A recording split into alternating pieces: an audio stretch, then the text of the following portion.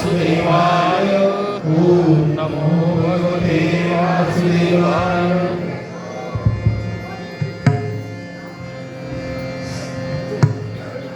श्रीराम समर्थ। देव आणि नाम भिन्न नाही, आपल्या अनुभवाला येईल तेच खरे जरी असले तरी आपण त्याप्रमाणे वागतो का? पुष्कळ गोष्टी वाईट आहेत असे आपल्या अनुभवाला येते, परंतु त्या करण्याचे आपण टाळतो का? हाच तर आपला दोष आहे। थोर पुरुषांचे मात्र तसे नसते, त्यांना जे अनुभवाला आले त्यांनी आचरणात आणून दाखवले आणि म्हणूनच ते संत पदवीला गेले। खरोखर संतांचे आपल्यावर केवढे उपकार आहेत। जगातले सुख हे खरे सुख नव्हे, दुःखाने सुखाचा घेतलेला केवळ वेश आहे तो, असे जेव्हा त्यांच्या अनुभवास आले तेव्हा त्यांनी त्या सुखाकडे पाठ फिरवले आणि खऱ्या सुखाच्या शोधाला ते लागले।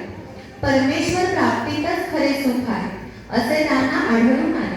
त्या प्राप्तीचा अगदी सोपा मार्ग म्हणजे ईश्वराचे नाम। हेच वेद काळापासून तो आतापर्यंत सर्व साधू संतांनी अनुभव घेऊन सांगितले आहे। सद्गुरूकडून मिळालेले ईश्वराचे नाम प्रेमाने, भक्तीने आणि एकाग्रतेने घेतले तर परमेश्वर आपल्याजवळ येऊन उभा राहतो, असा सर्व संतांनी आपला अनुभव कंठरवाने सांगितला आहे। आपण तसे नाम घेतो का? नामाकरिता नाम आपण घेतो का? मनात काही इच्छा वासना ठेवून घेतो? कोणतीही वृत्ती मनात उठू न देता जर नामस्मरण केले तर देव काही लांब नाही। देव आणि नाम ही दोन्ही भिन्न नाहीतच। नाम म्हणजे देव आणि देव म्हणजेच नाम। एका मुखात आले म्हणजे देव हातात आलाच। मुले पतंग उडवतात, एखादा पतंग आकाशात इतका उंच जातो की तो दिसेनासा होतो, तरी तो पतंग उडवणारा म्हणतो माझ्या हातात आहे पतंग, कारण पतंगाचा दोरा त्याच्या हातात असतो। जोपर्यंत अखंड नामस्मरणाची दोरी आपल्या हातात आहे तोपर्यंत परमेश्वर आपल्या हातात आहे। ती दोरी सुटली की परमेश्वर सुटला।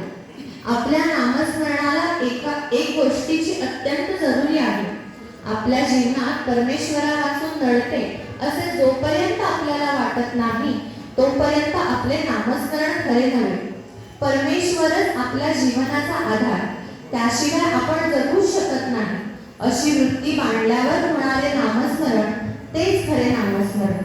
आपली स्थिती तर त्याच्या अगदी उलट, परमेश्वरापासून आपले कुठे चढत नाही अशा वृत्तीने आपण नामस्मरण करतो। मग परमेश्वर तरी कसा येईल? परमेश्वराचे नाम हेच आपल्या जीवनाचे सर्वस्व समजून नाम घेतले तर जीवनाचे सार्थक झाल्यापासून राहणार नाही। नामाने भगवंताची प्राप्ती होणारच ही खात्री असावी। अशा नामाला निष्ठेचे नाम असे म्हणतात।